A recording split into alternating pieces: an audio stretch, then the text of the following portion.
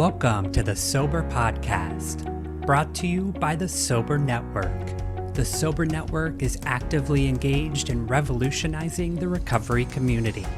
We offer fresh ideas, voices, and incentives to impact massive social change. Our technology expertise is best seen in our multiple brands. They demonstrate a thorough understanding of how we get things done. Take us along on your journey, and we will help build the recovery capital needed to sustain life on life's terms. Visit us at sobernetwork.com. Welcome to the Sober Podcast. I'm your host, Jamie Brickhouse, and we'd like to take a minute before we get started to get the word out about one of our latest product lines brought to you by Soberverse, Sober Life Apparel, where positivity and pride pave the way to a brighter, healthier future. Please visit our new website, soberlife.com. That's SOBRLIFE.com, and check out our new merchandise. Our Soberlebrity guest today is Flindt Andersen. Flindt is the founder of PAIN, P-A-I-N, Parents and Addicts in Need, which was awarded California Nonprofit of the Year 2021 and specializes in rehabilitation services and family support for those affected by substance abuse. Flindt regularly speaks in the media, addressing the public with information about the drug epidemic. He partners with lawmakers in California as an advocate of new legislation in the fight against drug trafficking, particularly legislation that creates changes in the way dealers and drug suppliers are prosecuted. Thank you so much for joining us, Flindt. How are you today? I'm good, Jamie. Thank you for having me. I really appreciate it. Thrilled to have you here. You know, we often do these interviews focusing on one topic or theme, and given your history and what you do, seems like long-term recovery and treatment aftercare is the way to go with this interview. So let's start a bit about your own journey to recovery. Sure. You struggled with opiates for half your life. What was the first step for you in your recovery journey? The first step was actually, I got to tell you, it wasn't acknowledging that I had a problem. I knew I had a problem for years. It was just pretty evident. But for folks to understand my journey, we kind of have to start just at the beginning a little bit. Yeah. I had a surgery a year from the time I was born to the time I was 13. I've had surgery a year. Is that what surgery you said? a year? Yes. Mm-hmm. And then I had 4 more in 1976. I was born in 55. So, I basically had, 18 surgeries throughout my teen years. And so my opioid receptors were changed quite early, to say the least. Mm. And so with that, I was just one of those guys that I liked the drug. I liked what it did for me. I liked everything about it, know. And then I progressed into some other drugs and went on quite a journey with those as well. But opiates was always my drug of choice. And so when I finally got clean in 2001, look, I didn't have much choice. Doctor said I had about 6 months to live. I walked into a treatment facility, my 4th one, weighed 140 pounds, losing teeth. God. Couldn't sign my name to a piece of paper. And you were how old at this point? I was 45 at that point. Mm-hmm. Yeah, 45. And they told me I had about 6 months, and that's what started that journey. But, Jamie, the first 4 years, what a lot of people don't realize, those first 2 to 4 years, those are pretty rough, especially after long-term use like that. Yeah. Got rough. Think about it. That many years of long-term use, and then to try it's not, that's why we can't recover overnight, right? Correct. That is correct. Yeah. Which a lot of people, certainly addicts don't understand that when it's happening, but when they're trying to recover, but especially those who aren't in recovery, don't quite understand that. It's just like when they say, "Oh, well, he went to rehab and they cured him. Why does he still have a problem?" Right. Yeah, exactly. And part of our message is trying to let these families know that there is no cure for this. A lot of people think that there is, and there simply isn't. It's also about changing behavior. When you do something for such a long period of time, And by the way, that could be even a year of doing something or 5 years of doing something. You don't change behavior in a 30-day program. Yeah. Yeah. Addiction is as much behavioral as it is a physical or psychological addiction. So talk a little bit about long-term recovery and rehab aftercare, which is so important. What are your thoughts on sober living versus something like an IOP program? Sure. Look, an IOP is intense outpatient. Correct. Yeah. Look, when I talk about long-term recovery, look, we're also up against a battle with insurance companies. We're up against a battle. Those of us that own treatment centers, as far as charging somebody a cash price for this, we know it's expensive, and insurance companies aren't going to pay for more than 30 days. In fact, we're seeing a decrease. I own a treatment facility as well. We're seeing an average of 17 to 20 to 23 days. That includes both detox and residential. But if I live down from the standard 28 days, right? Correct. And we all know, especially long-term opiate addicts in particular, we know that we should be there for 60 to 90 days. But that being said, that's not a reality right now. So if we can keep somebody in a 30-day program minimum, if we can get them into outpatient and all the stages of outpatient care, meaning PHP, IOP, OP, leaving somebody there for 6 months to a year. And during that time, and again, not everybody can do this, but I'm a firm believer in sober living as well for at least some period of that time. Everybody's different. You have people that were my age at 45 that have to go back to their families and go back to work. But that long-term outpatient program, to me, is a necessity. Because again, we're trying to change one's behavior. We're trying to change the way somebody thinks about this. We're trying to teach about triggers. We're trying to teach about all these things that when we get clean and walk out of that treatment facility, we have no idea what's coming around the next corner at us. Yeah, so true. I went to rehab, and alcohol was my main substance of use of choice. And and I was thinking when I agreed to rehab, okay, it was going to be the 28 days. And then they said, they said 90 days. And I was like, and I talked them down to 60, and them being my family, and I'm so glad I could have easily done 90. And I remember thinking, it took me 2 weeks to get acclimated to the fact that I was where I was, before I could really start to get sober and get anything out of it. So I always tell people, anyone who's reaching out for help and they're thinking of going to rehab or they're going, I say, take as much time as you can get. Yeah, absolutely. Absolutely. The other thing is, and you said something that struck a chord with me. Not only were you getting acclimated, when we get out, and if we're in some place even 30 days, and if you're in there somewhere 60 or 90, I don't know about you, but when I got out of my last treatment center, I didn't know what to do. I got out and went home, and it's like I was living in a place I didn't even recognize. I didn't know how to function as a human being. I didn't know how to do things normally. Again, that's why that continuing outpatient program is just so critical in my opinion. Right, in which I did, and I did do that. That was recommended, and I took that recommendation, and I did IOP for I think another 3 months. Good for you. And I also found my therapist. I did therapy was part of it, and I found my therapist there and continued to, and I still work with him to this day. And and it's 10 years later, 15, 16 years later.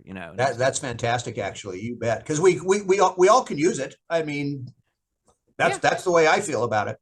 Exactly. What are you're talking about sober living houses. What are the regulations for privately run sober living houses?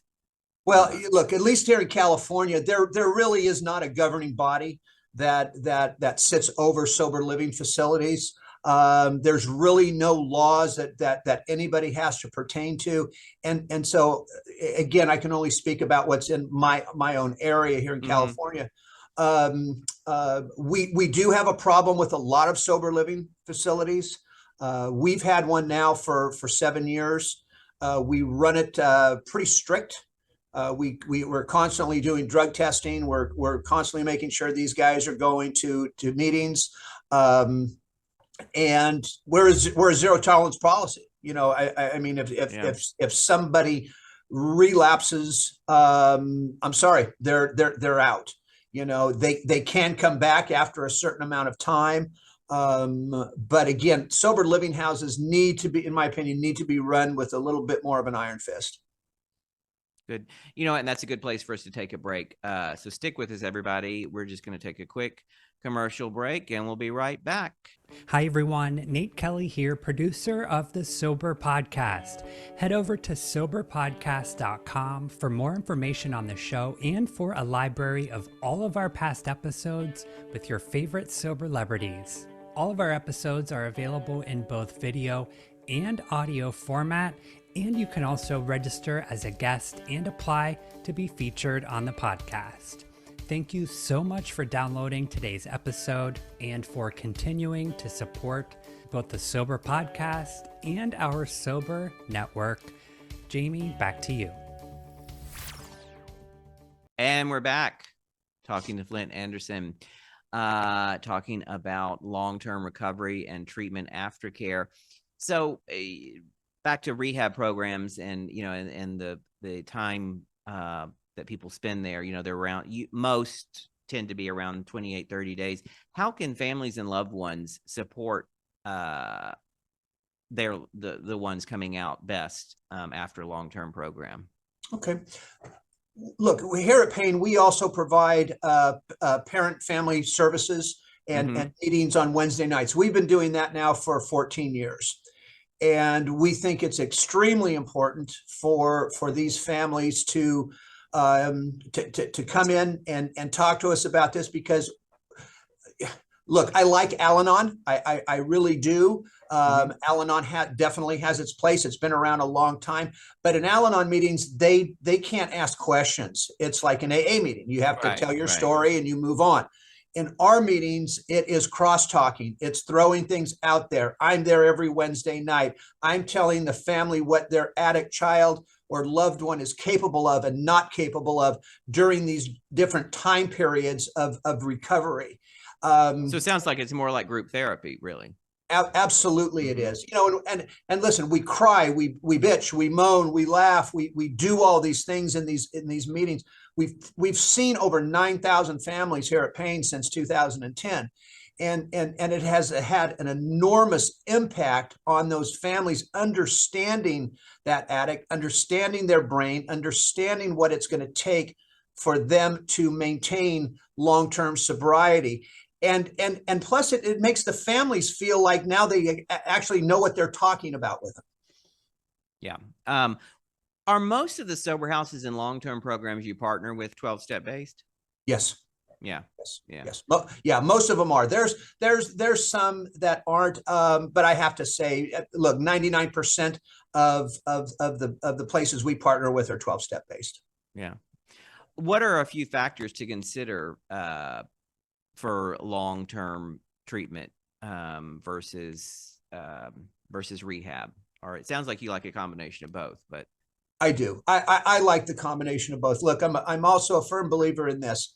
When somebody is using a substance, first and foremost, they have to be able to get off of that drug, period. And there's ways to do that.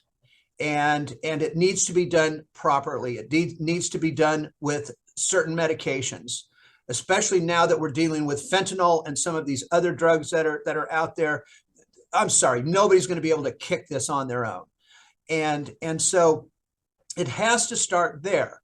I also believe that in that if somebody's not going to go through detox, their chances of making it out of this are like 3%. I mean, that's really like low, right? It's extremely low, because again, the brain doesn't become fully mature to the age of 26. That's without drugs and alcohol.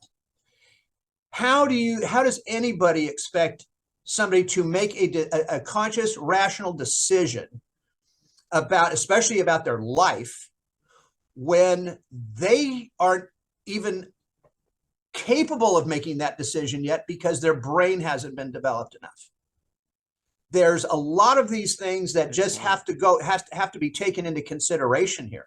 It's just it's simply it simply makes sense to me. And so once they can get through the detox process, now we can actually, if that person needs medications, now we can give them the proper medications that they need. Maybe they're bipolar, maybe they're depression, whatever the case may be. I just think when they're just jamming too many drugs, if somebody's not clean first and they're giving them a psychotropic drug of some sort, those drugs are gonna clash. Yeah, and let's talk about, this is a good segue into the opioid and fentanyl crisis, and which continues to have a grip on our communities. There are sons and daughters, brothers and sisters, moms and dads whose lives are cut short because of accidental overdoses. And you continue the never-ending mission to communicate this reality and create change in a multitude of ways. And you're doing that with PAIN, PAIN. Tell us about some of those ways. Yeah, look, the first thing, and we've done a pretty amazing job here in Fresno in particular, in getting the message out there, getting the awareness piece out there, about, because most people don't even know what fentanyl is. But getting that awareness piece out, getting things out there, like, again, offering treatment options for these people. Yeah. Explaining how dangerous that drug is. Just tell us. I'm sure many of our listeners know what it is, but maybe some don't. So tell us what fentanyl is. Yeah, fentanyl is a synthetic opioid that is enormously powerful. It's 100 times stronger than morphine. We can actually make it as powerful as we want because it's made in a lab. The properties come from China. They get shipped into Mexico. The cartels then manufacture it, press pills into it, and of course sell powder, and then comes over the border into the United States. And lo and behold, here we are. Right. And then a lot of other drugs are cut with fentanyl. Is that correct? Correct. I mean, they're now using benzodiazepine to cut the fentanyl with. So when you're seeing the people that are kind of, they call it the zombie drug. Yeah. That they're just kind of slumped over and they're walking around and they're passing out. Fentanyl is a very short-acting opioid. And what I mean by that is that if somebody uses it, they're probably going to need another dose in about an hour and a half, because it's short-acting. So they're adding benzos to it, so it gives it a longer life. But now if somebody wants detox and wants help, now we have to detox both the fentanyl, which is an opioid, and then the benzo, which speaks for itself. It's a benzo. Right, so right. Two different types of detox protocols there. And are you doing anything with Narcan distribution? We are, and I am a huge proponent of Narcan. We are one of the largest distributors here in the San Joaquin Valley. We train businesses on it. We train school districts on it. We give it to the general public away for free.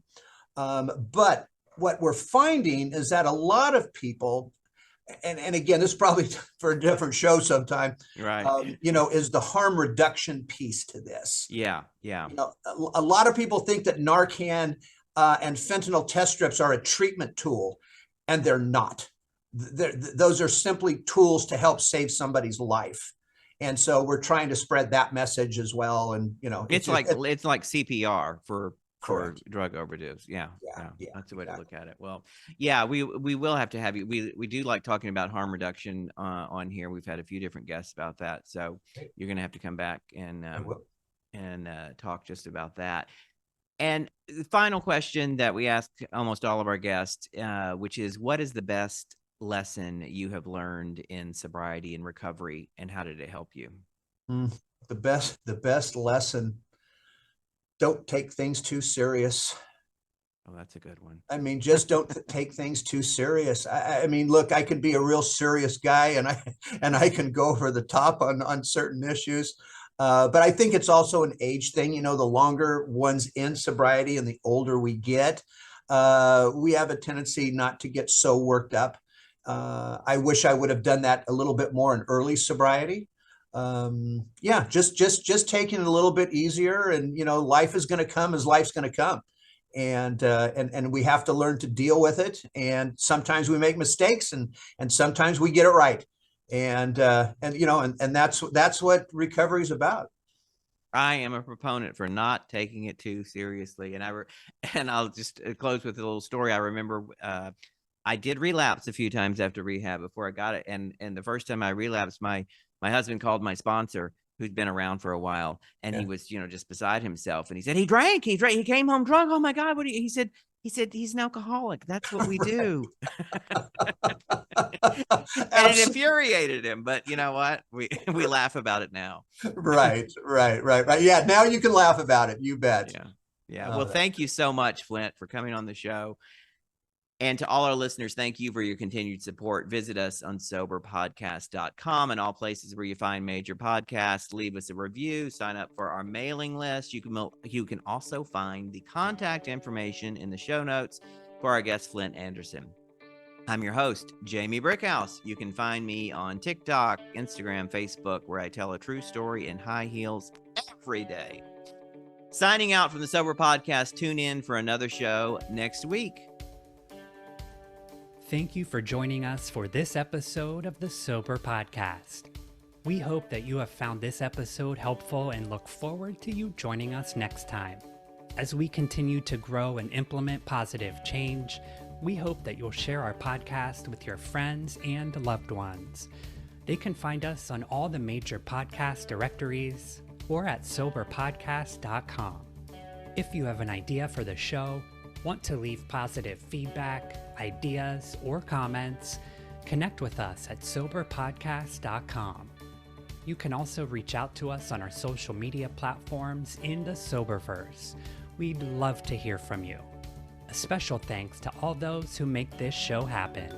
Jamie Brickhouse, our host, Chrissy Senopol, our social media manager, our sponsor, Dr. J and the Sober Network, and me, I'm your executive producer, Nate Kelly. Join us next Saturday for another story of hope and resilience with a notable Soberlebrity. And until then, remember that we here at the Sober Network are driven by our mission to help people get sober and stay sober. Bye for now.